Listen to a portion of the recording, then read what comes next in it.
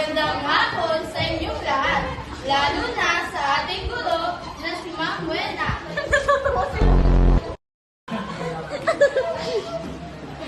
Ano nga ba ang ating tatalakayin ngayon?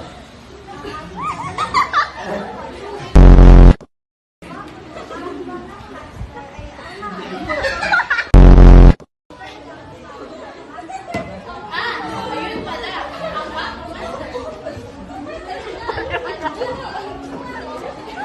Ay, tabi. kung ganon, Riel! Benedict! Tabi!